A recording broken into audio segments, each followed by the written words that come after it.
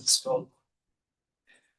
It's cardiology is not that easy because Or you want nothing, or you want this everywhere. and how to manage emergency. So you do stems. Exactly. So, So we did my first when we got our 14 hospices to get close to 6 of per month. with these has put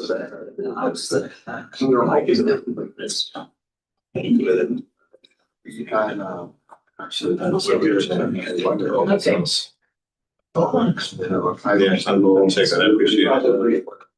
Okay. We all made it to appointments where part of that was which is something that's linked to join all day. but it's a lost certifying what We have a body for BC Also- support for the that's to that area of the South Bronx. It's it's not any they can be saying that. Since they go down to the sea races in the home. So everything is set up right. Yeah, it does. Okay. No, but. So he's probably here every 6 weeks and then like you didn't be maybe some people. But you think about it, yeah.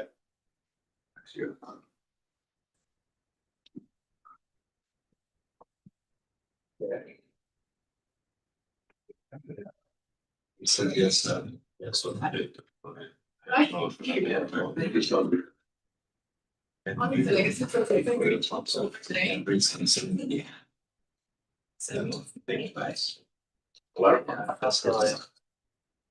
Good morning, everyone.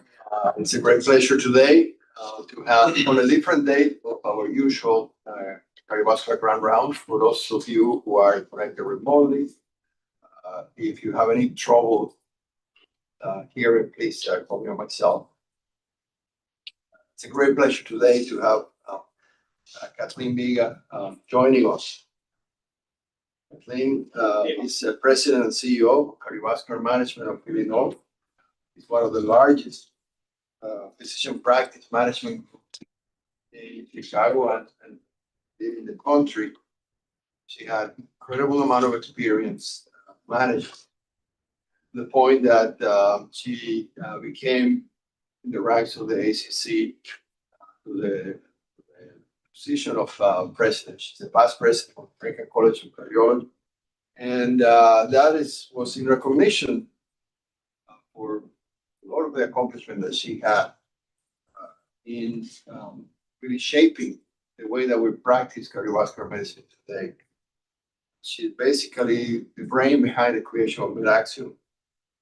And she has been able to integrate the business aspects of medicine with quality and development. So we're here to tap on her incredible amount of experience and knowledge. And in addition to that, she's a terrific human being. We had a great evening last night, shared a lot of stories. We want to welcome here to the Bronx. Pleasure to have you. Thank you. Okay, great. Thank you very much. Can you hear me okay? Yes. Good, all right. So a little bit different grand rounds than what you're normally used to, because I know you're all excellent clinicians and clinicians to be. But one of the things that we've identified across the country is that we have phenomenal clinicians that design and create guidelines. And then we give out the guidelines. We just got our blood pressure guidelines, right? And then we expect you to take those 30 pages, better than 90 pages, I guess, and distill them and get them to our patients. So I've changed this talk quite a bit. I used to just really do blah, blah about how to implement guidelines and implementation science. And I realized after a while that that's not really where we need to go or where we should be going. We really need to make sure that we teach our fellows specifically, and really all of us, about leadership. And as I learned a lot more about your environment and understanding where your CD care teams come from. So I actually totally redid this talk just for you guys because I think it's very different here in New York than it really is in Chicago. So my day job, I think I talk, I'm old. It's a very nice way of saying she's very old. So I've been doing this a long time. The height of my career actually was I had a 14 acute care hospital system that we had a service line. Amongst those 14 hospitals, I had 120 physicians.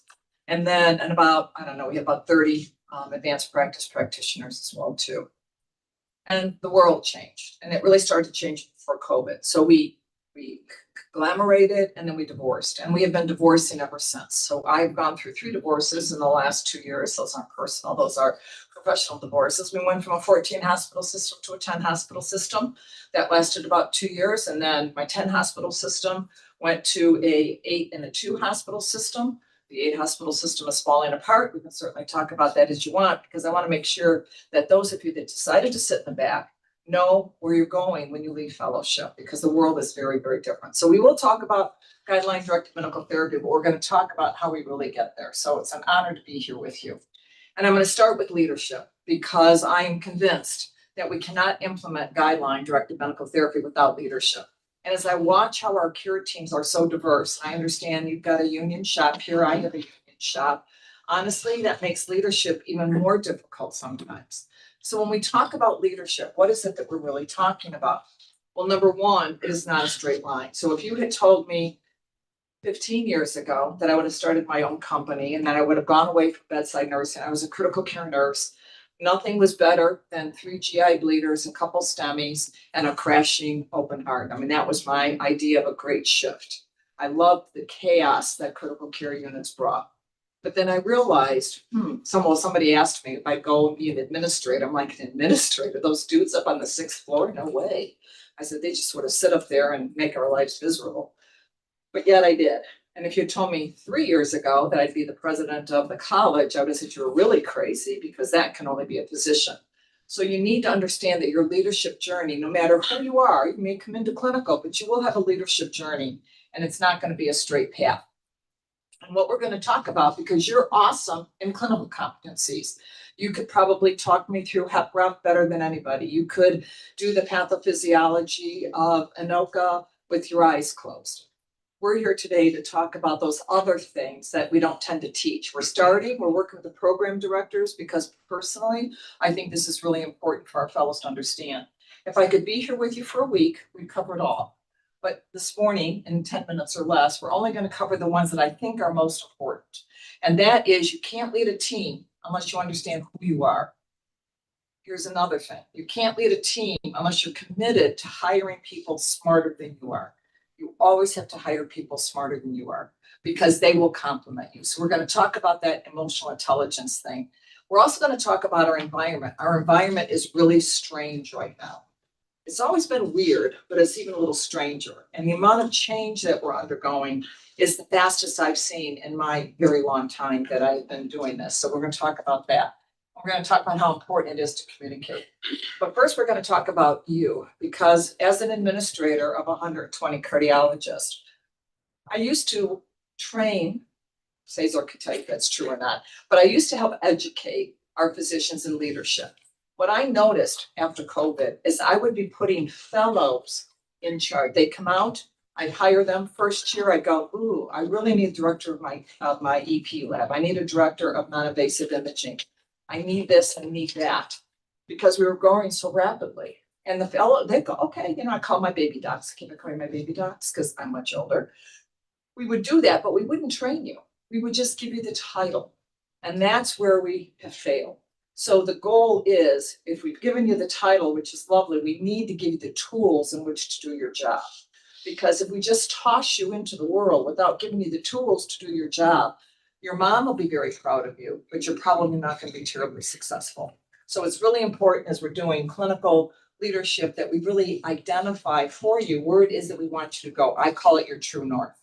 You've got to know what direction you're going, because if you're leading a team and you look behind you and there's nobody there, we have a problem. So you have to set that direction, and then you've got to get your team to follow you, much like implementing guideline directed medical therapy. So what is leadership?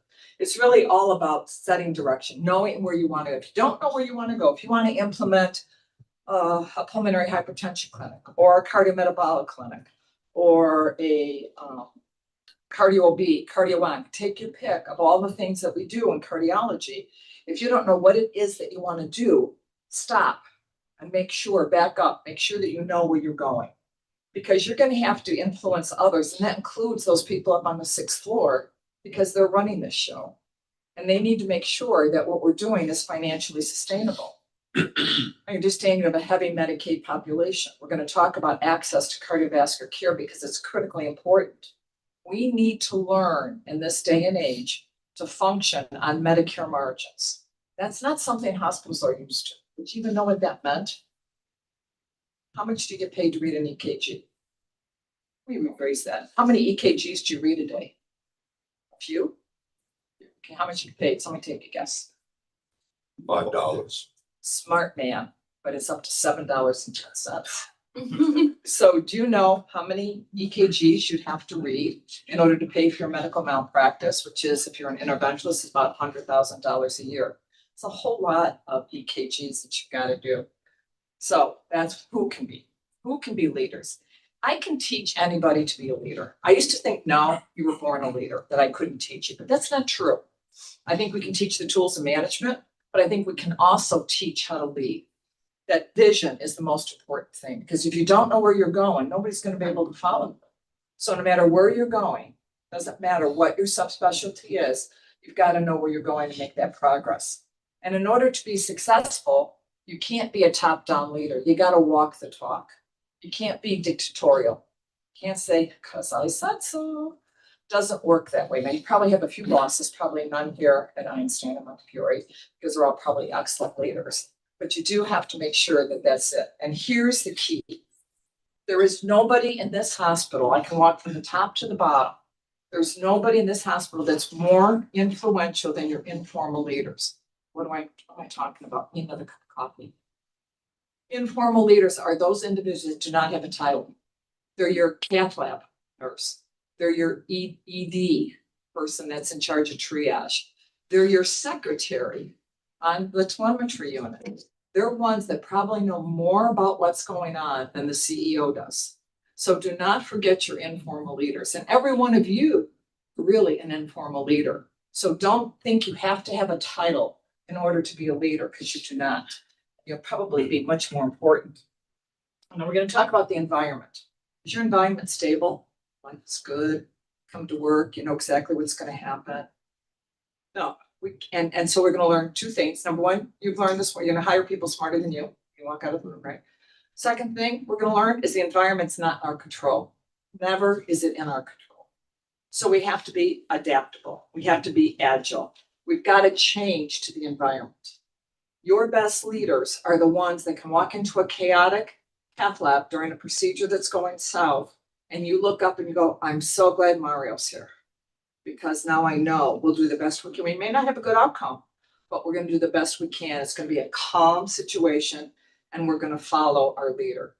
So the very key to our environment, as chaotic as it is that you've got to be able to adapt to it. Leaders that cannot adapt to it won't be good leaders. They really won't. Now, you didn't think I was going to put Superman up there, right?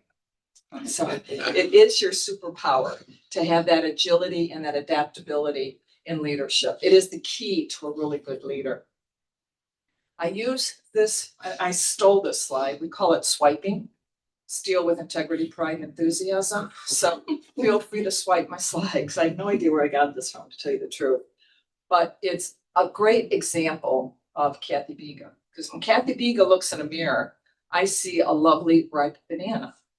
I can have teams that look in the mirror and think this is this old, rotten, moldy banana. If I can't see the same person that my team sees, I can't lead them. If I'm being off the cuff, if I'm being sarcastic, if I'm being short, my emails, you can ask Cesar, my emails suck. They have been bad since the day I went into leadership because I type too fast. I use dots and dashes all the time. I know that. Now I should change since I know that, but I just think it's good that I can recognize it. My emails are still sort of bad. important in your personal life as well too, is to really know who you are, accept who you are. You can't be someone else, but you have to be able to adapt and hire team members that complement your weaknesses. So if you are a fast worker, you may need somebody who's methodical that says, hey, wait a second, we haven't thought about this, and this. It goes to that issue of designing your team. Emotional intelligence, Dan Berman wrote one of the best books on emotional intelligence. We won't go through it, but if you leave the room with nothing else today, or leave the house, your cup of coffee, whoever's listening to us online, understand that these 5 gears are some of the most important things in leadership. In true leadership courses, they will actually go through these. The one that I like the best is self-awareness. I'm an introvert, been an introvert my whole life. I can take Myers-Briggs 5 more times and I will still come out an IDTF, always. I try to fool the test. I figure I've taken it long enough. I'm going to get that E to show up someday, and I don't. I'm still an introvert. So what does that mean? Well, it just means I have to change. I have to figure out how I can be comfortable in a room full of people that I don't know.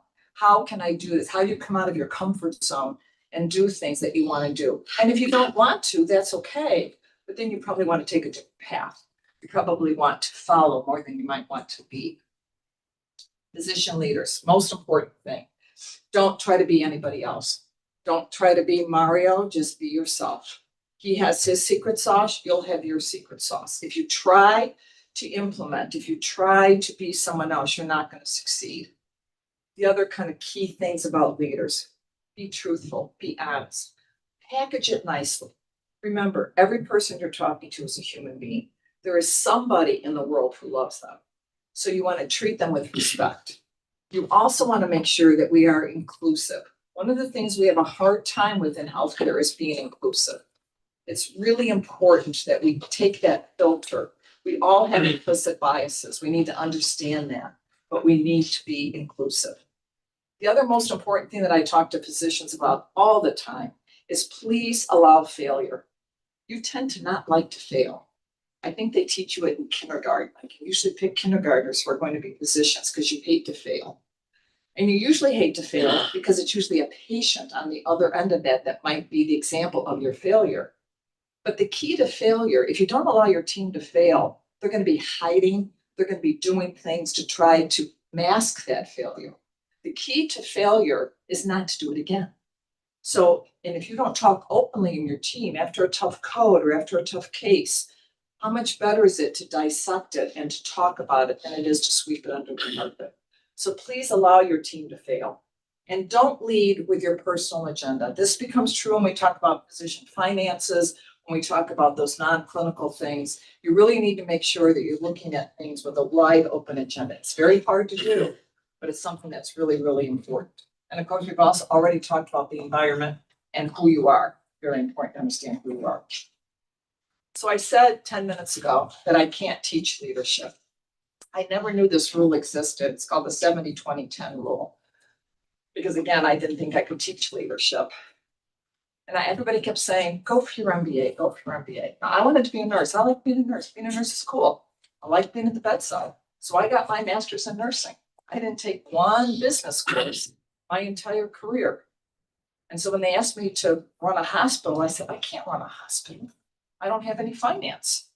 They said, what are you going to do? I said, well, I guess I'm going to hire the best CFO I can find out there because I don't need to know finance.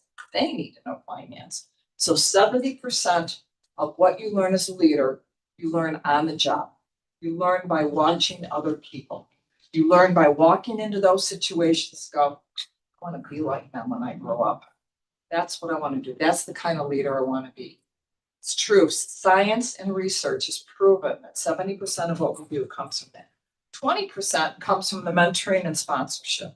Now, I don't have any nurses or care team people, right? If I have any remotely, hello. Our care team tends not to be as good with sponsorship as physicians do. You do a great job mentoring your young. We need to help our other healthcare team members to be nicer to their young. When my nurses complain that we don't have enough staff in the ICU, and then we give them new nurses, and then we eat them for lunch, not a good idea. So we really have to help each other learn to be sponsors, because that's 20% of being a leader is learning to be mentors and sponsorship. So this is where you can help other team members. Should you get an MBA? Want to get an MBA, get an MBA, but only 10% of what you're going to need as a leader learn from your MBA. So don't think it's the be. It's good. If you want to do it, it's good. It's not bad. It won't go to waste, but you don't have to do it. Mentors versus sponsors. Just want to spend 2 seconds because I've noticed this shift in healthcare. Mentoring always. You guys have been great from physicians. Last night, for instance, I found out Mario is best mentors, good fellows from Cleveland, one of my favorite doctors that I've had. He's worked with me for 25 years. You guys are the smallest world known to man. Oh, he was my fellow. Oh, it's my first year. Oh no, he was my chief. Oh, he's my co-chief. Doesn't matter where I am. Your world is very small. You should be congratulated for that. It's great examples of mentorship. But now let's start to sponsor our youngins.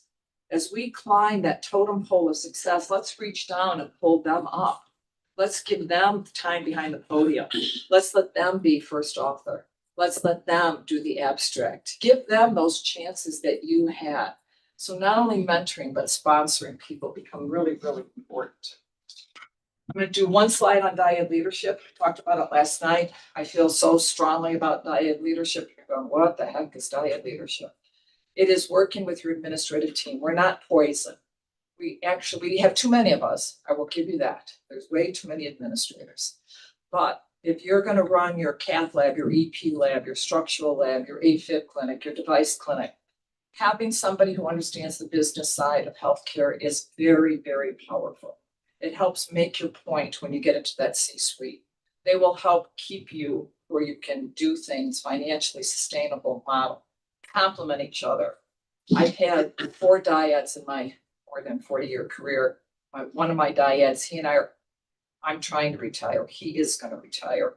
And that's traumatic when you really get very close to your dyad. Doesn't matter, male, female, gender doesn't. It's all about skill set. So just a thought on what to do.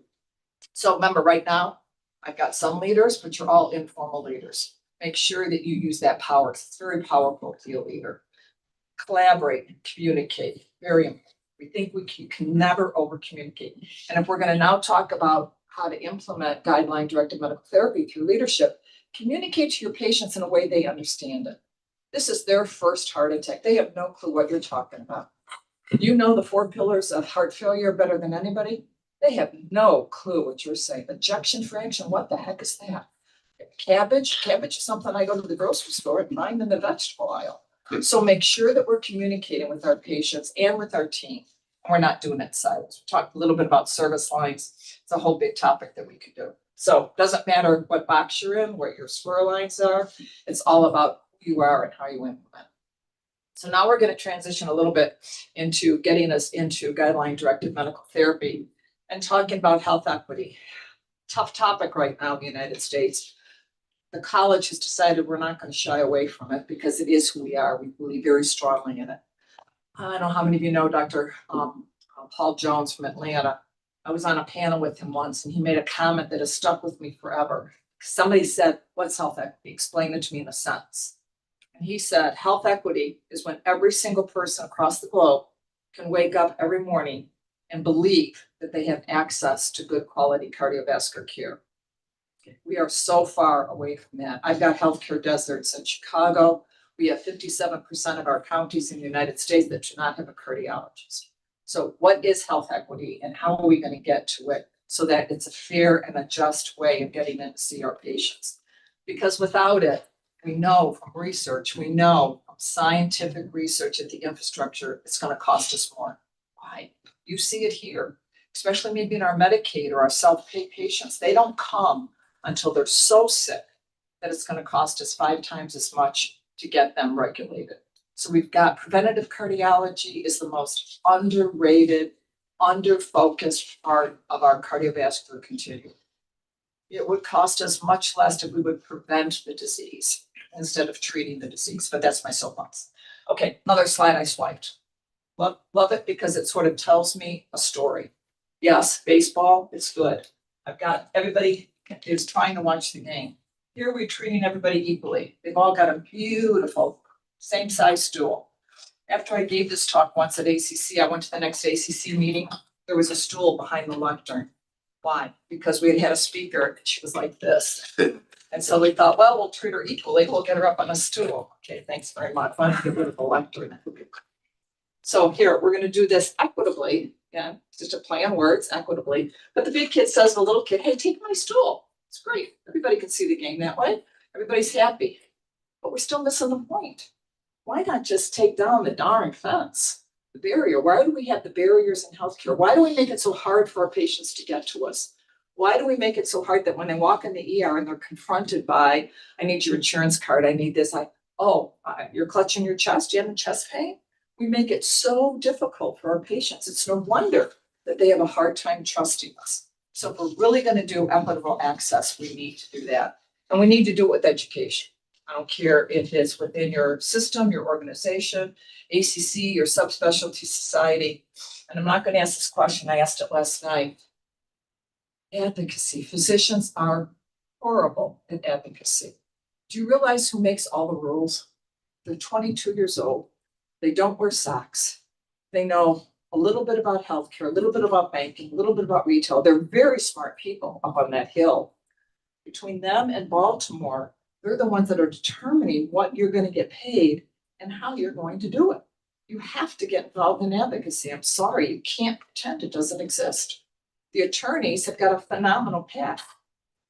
I hate to tell you, we suck. Science, always our infrastructure. We'll build it from science. But we can't forget the other two, or we're not going to get where we need to go. Probably one of the most important slides. You guys doing social determinants of health at all? So what we found during COVID, as smart as all of you are, only 20% of your patient outcome is going to come from your brilliance, from our guidelines, from how we're taking care of our patients. 80% of that patient's outcome is going to come from where they live, how much schooling they had, what's their economic status, do they know anything about diet, do they know anything about pharmacy? We cannot forget where our patients live and work and do. If we're telling them to have this diet restriction, this lifestyle change, and they happen to be Hispanic, for instance, and their mom cooks them salt-laden fiestas every weekend, they're going to come right back in heart failure because we haven't communicated what their social determinants are. Now, those smart people in Washington have given us money to do this. So there's certain codes and such that we can use when we're seeing patients that say we've discussed the social determinants of health. One of the things we need our CV teams to help us do is to do much better in how we determine our patients' social determinants of health.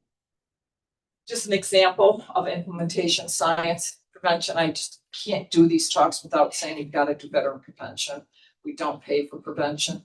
We don't really pay for lipids. How many of our patients know their blood pressure? Our blood pressure guidelines just came out. Why is it in the office? Patient says, how's my blood pressure? It's good. Okay. Why don't we tell them what their blood pressure is? Why don't we tell them how to take their blood pressure? At Thanksgiving, why don't we have a sphygmomanometer at the dining room table and have everybody take their blood pressure? Because it's a silent killer. What's the secret? So we've got to get to prevention. I won't bore you.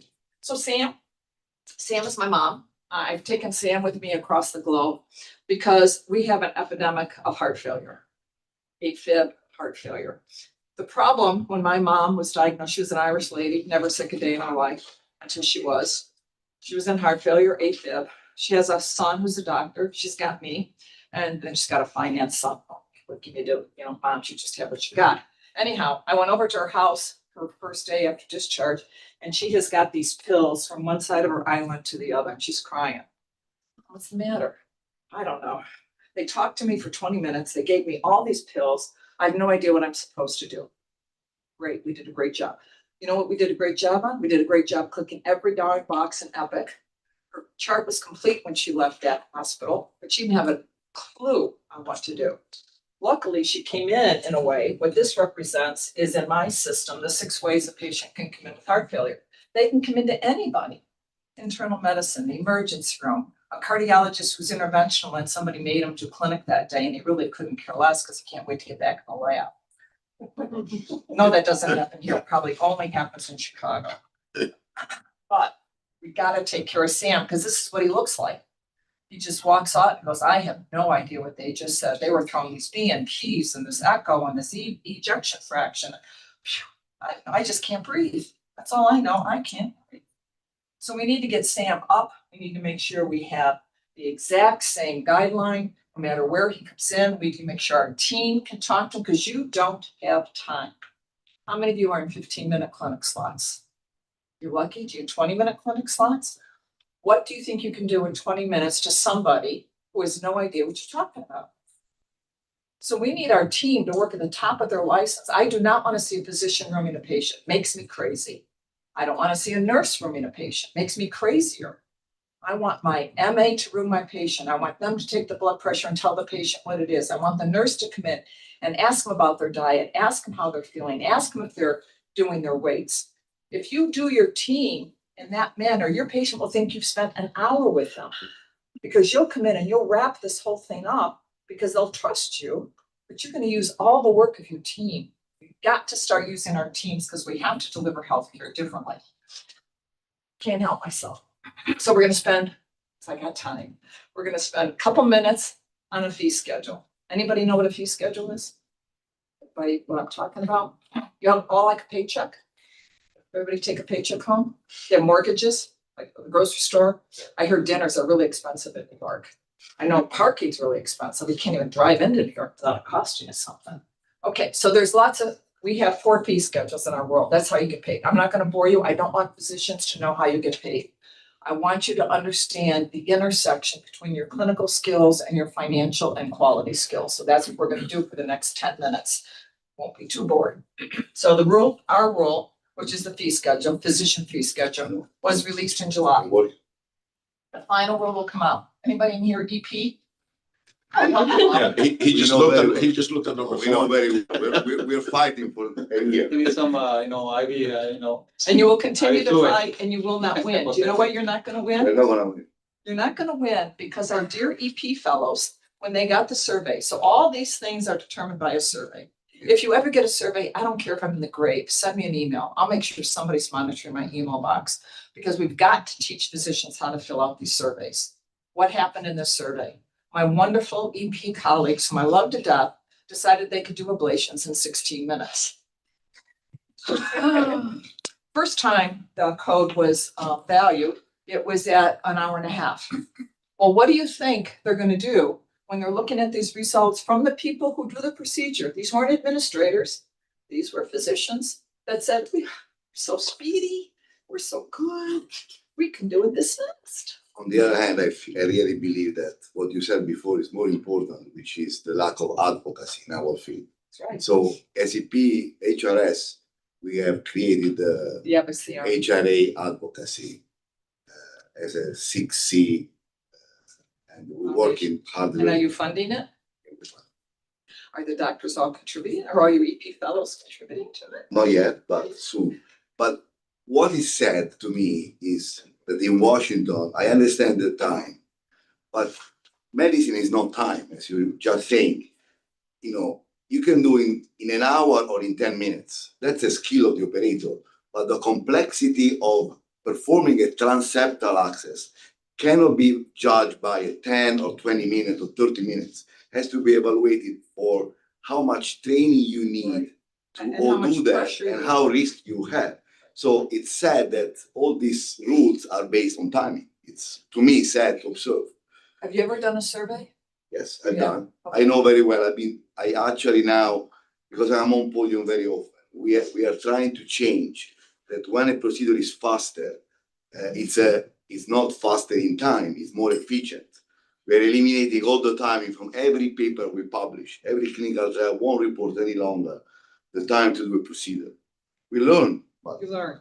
And in the Great. surveys, I will give them this credit. It's something else we need to educate too. It does talk about the mental capacity. It talks about how much time it takes. The problem is it asks you to compare it to a code. If I asked you to compare an ablation to a colonoscopy, you've probably never done a colonoscopy. Stop asking me to compare it. It makes no sense. So there's a lot of issues with it. But that people thought that was the bad news. There's more news. The other part, and again, we don't have to go through all of this, but the point I want to get across is most cardiologists thought that we had gotten a raise in the fee schedule, and we did. we did see an increase for the first time. We also saw an increase tied to what they call the MEI, which is the Medical Economic Index. We thought, that's pretty good. Except it was 2.5% buried in the rule was this efficiency adjustment. Same thing that happened with us in ablations or Watchman, I'm sorry, it's gonna happen in ablations as well too. It's not gonna do E&M. Now, why isn't it gonna touch E&M or behavioral health? Because our primary care, they're trying to shift money out of the specialist over into primary care. So they're not gonna touch E&M, but they're gonna touch all of our echo codes, they're gonna touch all of our cath codes, and they're gonna do it every 3 years. So we've just modeled out all of our codes that are going to be included, and we have about a 3% drop. Everybody will be different depending on your mix, but it's important for our administrators to understand this efficiency adjustment. But what's even more concerning to me is this part. I don't have time to get into site neutrality, although I'm going to show you a couple slides just so you can so you can say, hey, I heard this chick from Chicago, and she was talking about, where a patient has their stuff done makes a big difference in how we get paid. That's the concept I want you to understand. This problem includes all of our procedures. See, ablation we just got hit not very long ago. You can see our PCIs, our closures, our device checks. About a 10% hit is going to happen, and this is what it looks like. So, and what they did it in, and I'll show you the formula only to show you how complex it is, not because I want you to memorize it, is in what they call practice expense. That's what it costs to turn the lights on, staff. So you think, well, that's pretty cool. Medicare pays me, they understand I have to pay for med mal, I got to pay for my nurses. I got practice expense, but this is the part of the formula that they're going to hit. So you can see the impact on many of our procedures. I know, don't put it on, everybody's talked to HRS, they're all in a dither about this because again, it was buried. People didn't realize what was out there. So we're working on comment letters and we'll tell them how stupid this is. But the other part that makes this even more worrisome, my opinion, so I'm on tape, my opinion is opening the door for site neutrality. People keep asking me when site neutrality is going to hit. Just suffice it to say, site neutrality is the equalization of payment. Right now, there's a huge delta. To me, this is crystal clear forecasting. Just wait till next year, because this is the formula. I love showing this to docs because it usually I just do an echo. What is an echo? These are all the different numbers that give you your whopping $33 for an echo.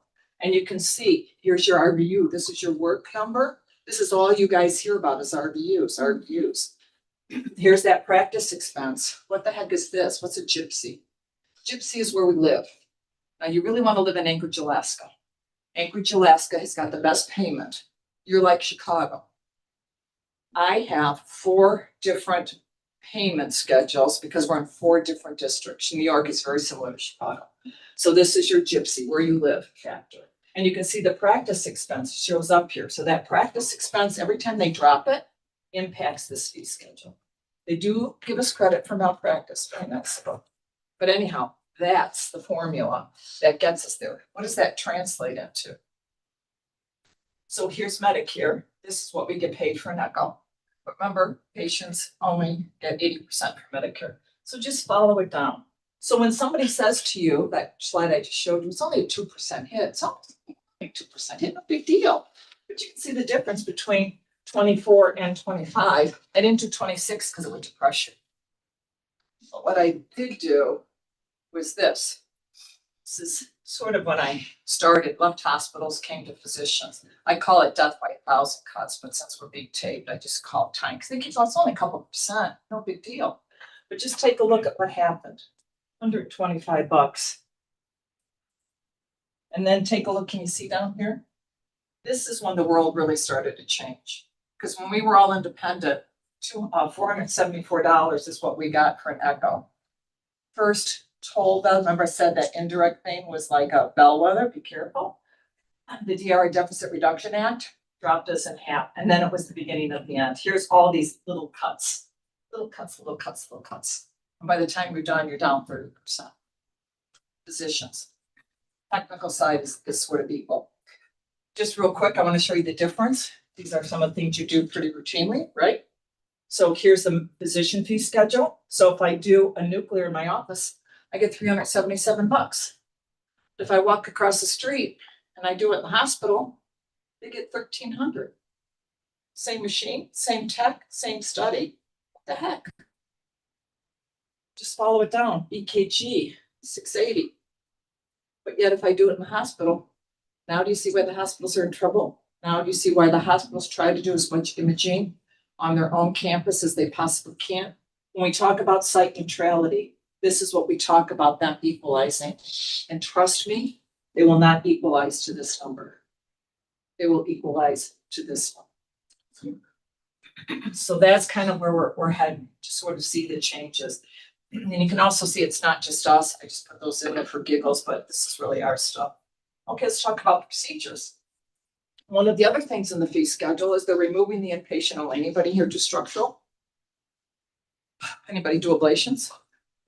Okay, the reason we love ablations on here, shoot. Is. The reason hospitals love ablations right now is the payment difference between a DRG inpatient and outpatient is only $2,000.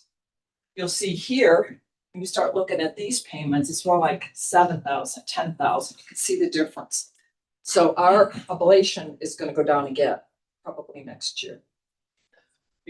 And when we take TAVR off the inpatient only roll, we barely can make money on a TAVR now because the valve costs so much. As soon as we pay it on an outpatient basis, it's going to be a loss. It's going to be a loss. True. So these are the types of things, while you're learning all this clinical, it's also why I say to my physicians, I need you in the office. I know you love the lab, but in order to get a patient in the lab, I need to see 50 patients in the office. So who's going to be my general cardiologist? Who's going to be my bread and butter who just wants to do a STEMI? Could we just please do a STEMI? Do I really have to in structural? Could you please just read an echo? Do you really need to do PET, CT, MR, structural imaging?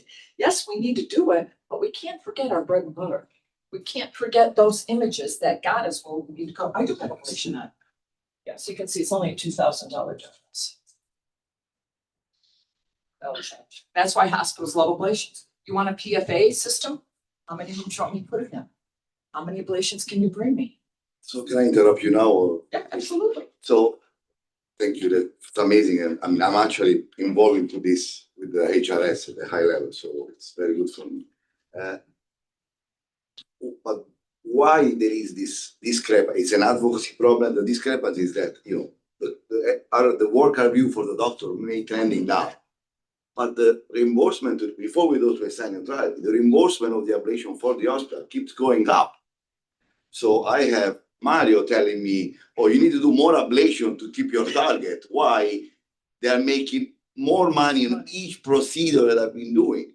So that, you know, is a lack of advocacy on the hospital side, or why, you know, there is this discrepancy. Because, you know, if you cut me, I expect also to cut the total reimbursement for the hospital. Well, So you would think I would get an increase, wouldn't you? I'm doing the ablation. yes. Why is the technical fee going up and my fee keeps going down?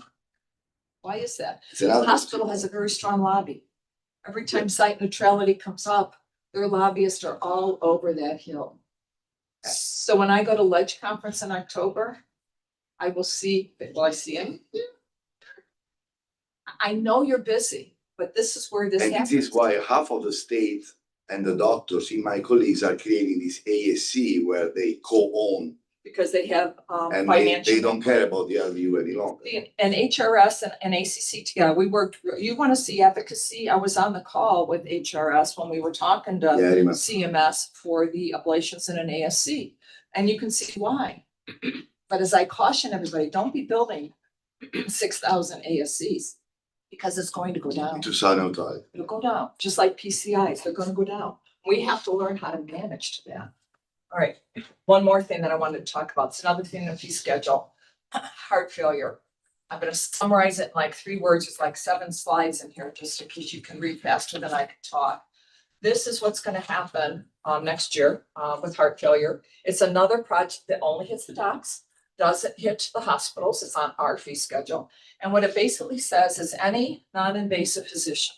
So those of you that are intervention, you can go to sleep, EP can go to sleep. This is strictly for our heart failure and non-invasive imaging docs. What the difference is, number one, is a 2-sided risk, and they're going to start with a -9%, +9% right off the bat, right off the bat.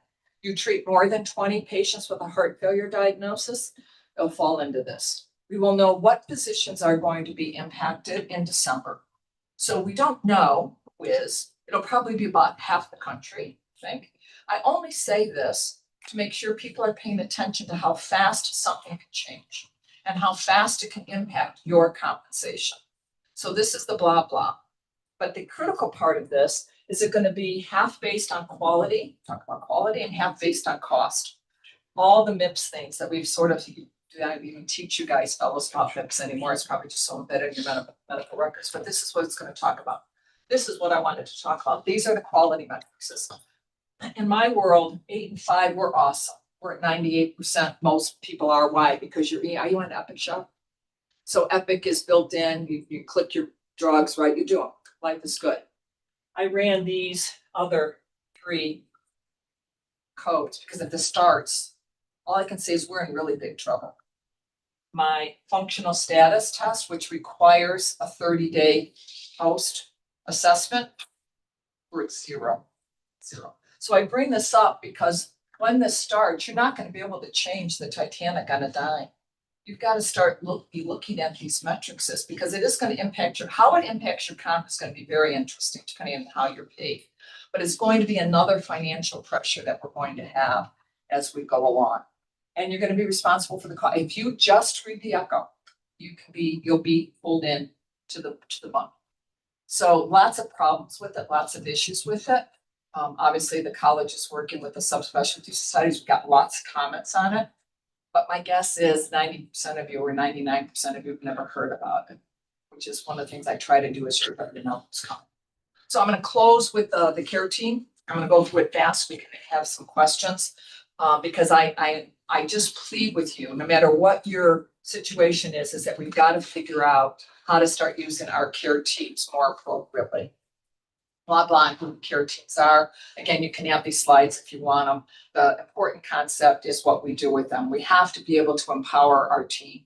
They have to be able to work within their license, work to the top of their license, but work within their license.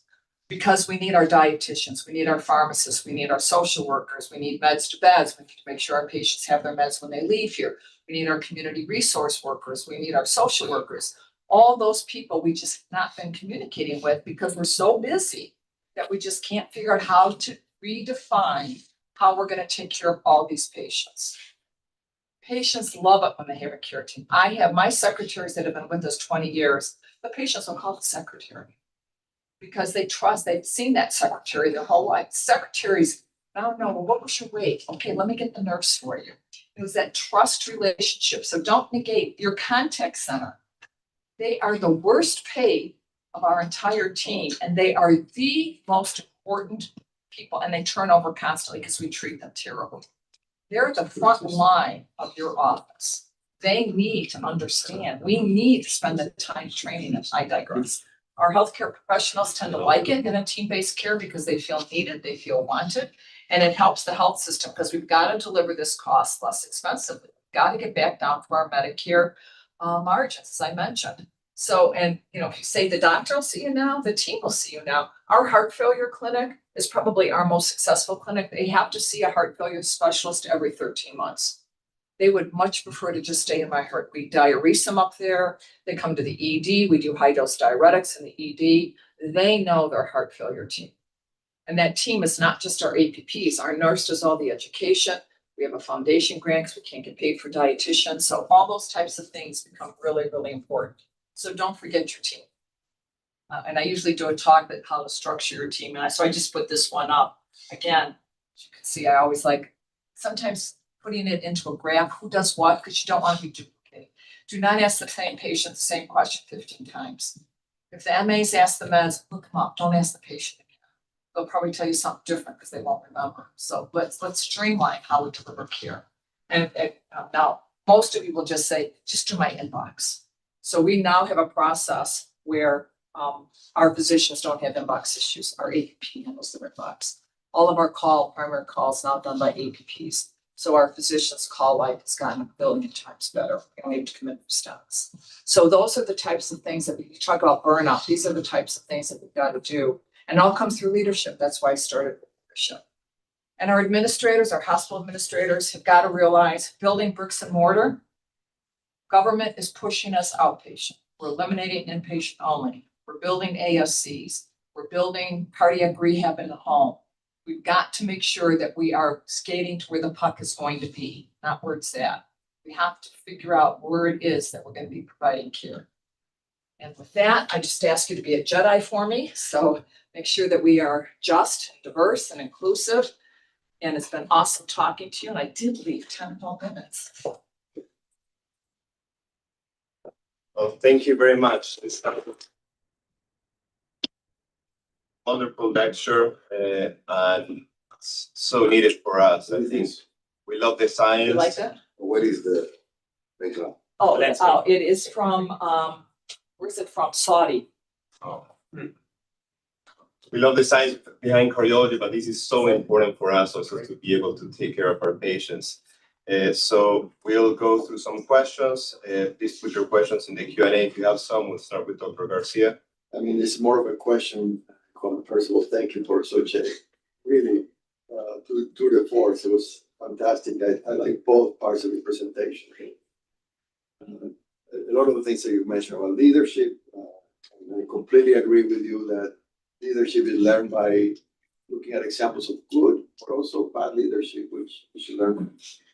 And of course, the second part. But I'm thinking here, we're going on that we have been trained and educated in a system where we reward the high-end procedures that we do in our specialty. In fact, we survive as an enterprise here in the hospital because of that, right? Because our faculty, year after year, runs a deficit of $5 to $8 million that is really covered by the hospital because of the revenue that we generate for the hospital in procedures.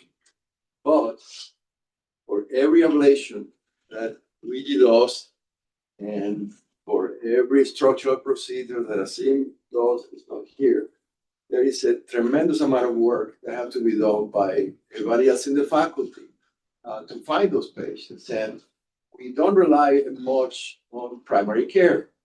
Primary care volume in these hospitals, number of consults that they do per year is the same as the number of consults that cardiology does. So we run a parallel primary care service in our faculty. Without that, we wouldn't be able to generate these procedures. So I agree with you, we had to put a lot of time in the office and we have to do a lot of primary care. We have to manage a lot of patients with hypertension. We have to, in order to generate those procedures. Right. But those procedures are what really be able to Keeps the cover hospital afloat. the cost. So we have to really, if we're gonna go ahead and cut down on the revenue for procedures, somehow we have to compensate for the other part, which I think that's the part that is missing in all this. Yeah, a couple comments if I can, because I think you're spot on. And I hope I don't get in trouble for this. But in my opinion, this is why I believe it all is resolved in compensation methodologies. Because, and again, people disagree with me across the country, which is perfectly fine, because that's what makes us all go around. My opinion is that everybody's 60 minutes is worth as much as everybody else's. Thank you for doing 5 or 6 years. Thank you for wearing lead. Thank you for all the things you've decided to do. But you can't do those procedures if I don't feed them to you from our non-invasive cardiologists. It's just as simple as that. And the point you just made, we're seeing across the country, and I've seen it heavily in Chicago. We don't even have primary care internal medicine because they're all going into the hospitalist role. So we are becoming that front door. Ergo, another case in point why we need APPs to help run our we have a chest pain triage clinic that takes a lot of those front door patients in. So even though, and again, by law, physicians, when we have to do fair market valuations on everybody in order to make sure that we're meeting all the rules from Washington, I have to justify you based at your specialty. We have 4 specialties in cardiology. We have non-invasive intervention, heart failure, and EP. The rest are all just subspecializations. So you have to meet fair market value in those. But our comp model is designed in such a way that everybody's paid equal. And that doesn't go over well sometimes. And when I interview fellows, how many lab days? That question, how many lab days? I need 3 lab days. Oh, then we're not the practice for you. I said, we can't give you 3 lab days because the ratios now, I used to be for every 10 patients, I would generate a procedure. That ratio keeps going up and up and up. And now I'm at about 18. And if you want, and my big contribution margins, that's the money hospitals make them. And they have your contribution margin by doc. Don't think they don't, they do. Is ablation and surgical valves. You want to make an administrator happy, just keep giving them surgical valves and ablations. Now that's it, and it changes. It has changed. Imaging is now providing a little bit more of a contribution margin, especially well, CT still isn't where it belongs, but it got a little better. So I'm not sure that answered your question, but I think what we have to do, and we're trying to do this nationally. I don't think we're going to. I detest the fact that I have to do you and you and you and you. I have to do your fair market value individually in your specialty. I think we need to do it at the group level. Put me in the group level, and my core heart failure docs are down here. My EP docs are up here. Let me equalize. You know, I agree with the 80%, but there is also the other sides of the picture to be seen. I mean, because you become an EP doctor or an interventional doctor because you are attracted by something. And if you are in the medical school and you look at what the difficulties that you have to go to EP versus to go into something else, if at the end you send a message that at the end there is no difference, I feel at some point less and less people will go to subspecialty. So that I agree with what you're saying, but a certain degree. Disagree with I mean, I cannot spend 10 more years of training for I mean, I understand the love of what I do, but you will have a crush of people going to that direction. So there has to be a kind of balance of what you're saying versus, that's why I go back to, it doesn't matter, what you produce or what, it matters to me how much time you need to spend in order for that things to be done properly. And that is what should determine. I mean, if you have to spend 10 more years and you need at least 1,000 of ablation to be good at it and have good outcomes, that should matter in terms of compensation. That's my personal opinion, of course. But as you said. And as I said, you can disagree with me because here's the flip side of that. Do I have my non-invasive have to see 50 patients in order to get to one procedure? Because again, the types of patients that they're getting now, it used to be my patients would come and I image them, and now with Dr. Google, thank God for Dr. Google, because Dr. Google tells them what to do. And they often come with that full cadre of things before I ever see them. So it is a cultural belief. And it's not shared. Matter of fact, I consulted once and I got resoundingly thrown out of the room because the interventionalist and the EPs did not. Well, Cesar will tell you because that's how we structured our comp models. It's just it's a matter of opinion. But we are going in the direction because with the cut in the RVU at the end, doing a watchman or reading to echo is the same thing. So if I have my faculty, I have to give a bonus compensation. Is going to say, well, I have to do 2 more watchmen. I read to echo myself. Or think of structural heart or watchman or mitral. Should that non-invasive that gets $38 for doing that TEE, but is in that room for 90 minutes? Yeah. Should he get paid the same amount as the proceduralist? In my opinion, yes, absolutely, hands down. I'm completely in 80% of compensation models. Don't do that. This is $32. Thank you very much. Don't let the door hit you. Thank you. Thank you very much for that. I wanted to ask you 2 questions.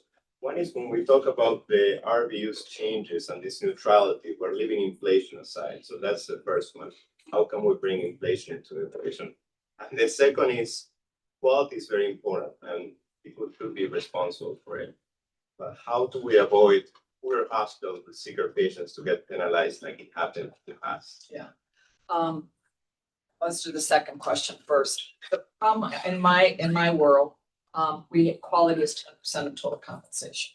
I'd say that's probably true in maybe 30% of comp models. I don't see it too terribly much in academia yet, but anyhow, that's where that's at. I think the issue with quality, however, is what is it we're measuring?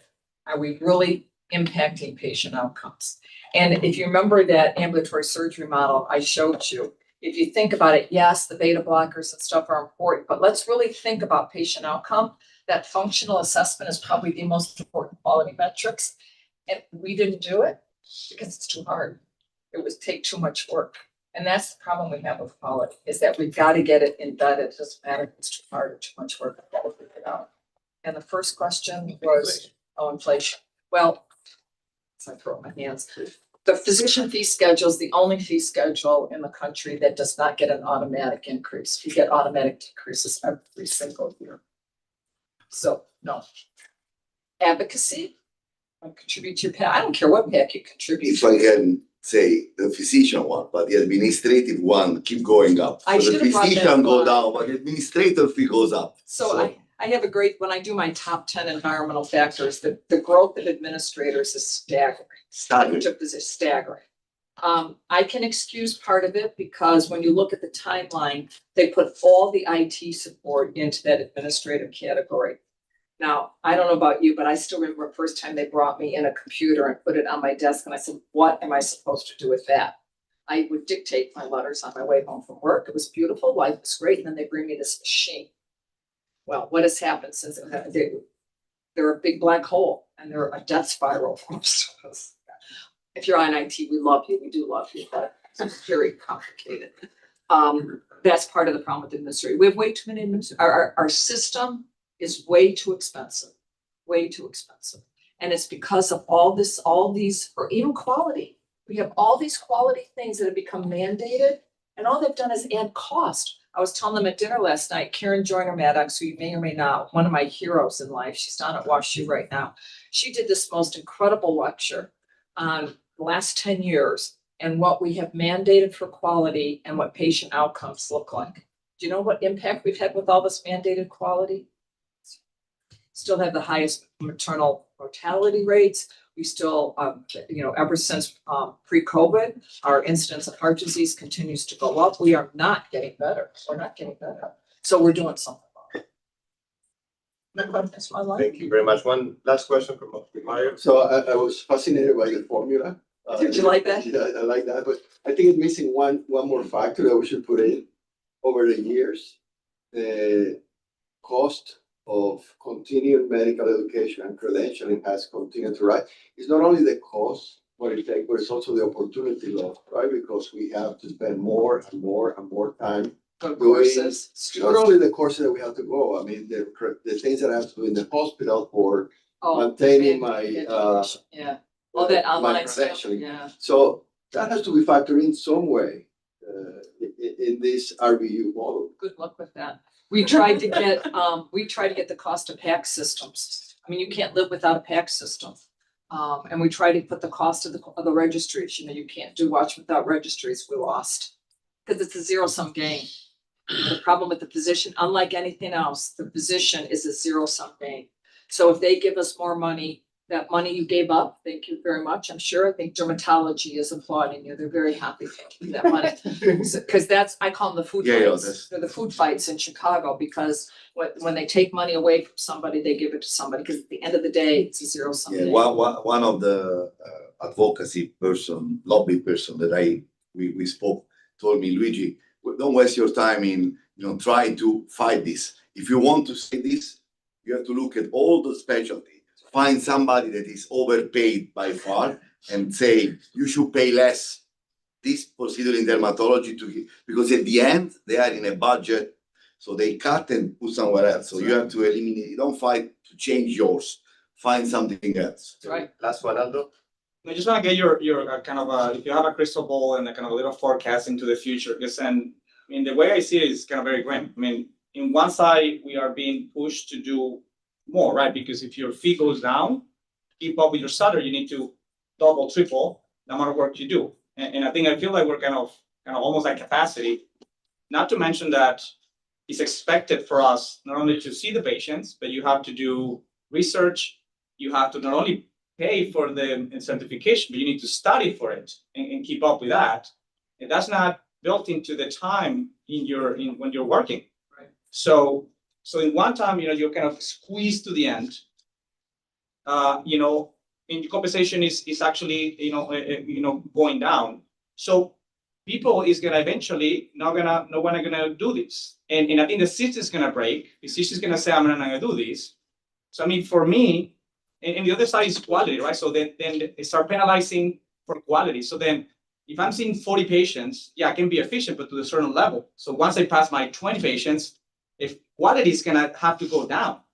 So I mean, they're penalizing you in quantity, they're gonna penalize you in quality. I mean, eventually it's gonna crash. So if I see my prediction is that this has to crash at some point, and then do we need kind of an entire overhaul of the entire system? Because it's not sustainable. So I just want to get your perspective in how you see this in 10 years. You predict a crash. What would be your solution if you have one in terms of an overhaul, or how you see it? So, I have an opinion. Easy question, Devin. Very much. And EP is one of my favorite stories, and HRS, when I did this talk at HRS, I thought they were gonna lynch me. No, we didn't. You wouldn't lynch me. The year that EP took those massive cuts, about 3 years ago. 3 years ago. 3 years ago, took these massive cuts. I watched it. And the next year at HRS, I put the slides up there. Well, I'm sure there was an EP somewhere, but EP as an entity increased their compensation by 7%. So we took this massive cut in codes, and yet we increased compensation. Look at any study you'd like to look at. Cardiology comp keeps going up, keeps going up. Our rate per RVU and our employed models keeps going up. I keep thinking we're at the end. Can't. How much higher can we go? We can't. And then somehow you do more RVUs. It used to be the average RVU was 7,600. Average RVUs now are about 9,500. My physicians are almost 11,000. Is it going to crash? It's going to crash somewhere, somehow. But the problem is, in order to fix it, it has to be blown up because it is non-sustainable. Medicare, if we did the whole Medicare talk, it's non-sustainable. It's costing too much money. So it will, how it's going to crash is the problem. Now, these types of things like that ambulatory surgery model, the carotene for cabbage packaging, what's happened, those used to go away. They come, they flash, they go away. These aren't going away. So maybe it is a deciduous component. But tell me this, if the average compensation for cardiologists across the country is 800,000, how do you think 350,000 is going to set?